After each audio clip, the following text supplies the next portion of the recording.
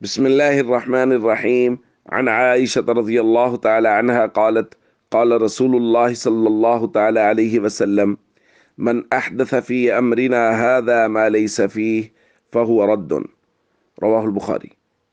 नबी करीम सल्लल्लाहु अलैहि वसल्लम ने इरशाद फरमाया, जिसने हमारे दीन में अज़ खुद कोई ऐसी चीज़ ईजाद कर ली जो इसमें से नहीं थी तो वो मरदूद है। दोस्तों, दीन नाम है मा आताकुमुर रसूल फ़ख़ुज़ूह व मा नहाकुम अन्हु फ़ंतहू का, कि जो नबी करीम सल्लल्लाहु अलैहि वसल्लम हुक्म फरमा दें, दे दें, उसको ले लो, और जिस चीज़ से नबी करीम सल्लल्लाहु अलैहि वसल्लम मना फरमा दें उससे रुक जाओ। अब ज़ाहिर है हुजूर ने किस चीज़ का हुक्म दिया और किस चीज़ से मना किया, ये बात उम्मत को बताएंगे सहाबा किराम, यानी जमात सहाबा। अब सहाबा किराम ने नबी करीम सल्लल्लाहु अलैहि वसल्लम से जो दीन लेके उम्मत तक पहुंचाया है, वही चीज़, वही तरीक़ा, वही शरीयत, वो असल दीन है।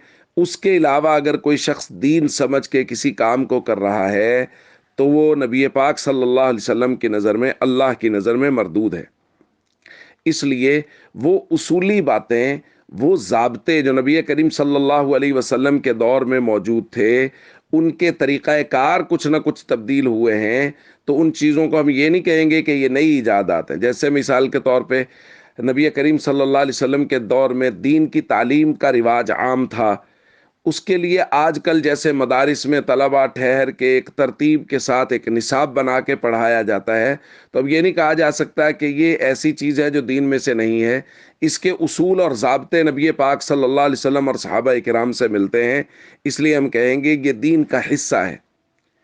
और यहाँ ये बात भी हमें समझ में आ गई कि कोई सहाबी जब कोई अमल कर लेता है तो वो अमल दीन का हिस्सा समझा जाता है, इसलिए कि सहाबी अमल वही करता है जो अल्लाह के नबी सल्लल्लाहु अलैहि वसल्लम से साबित होता है। इसलिए हम सबको चाहिए अपने दीन की पूरी हिफाजत करें, और दीन की हिफाजत के लिए ज़रूरी है कि जमात सहाबा किराम अहले बैत पे भरपूर एतमाद करें।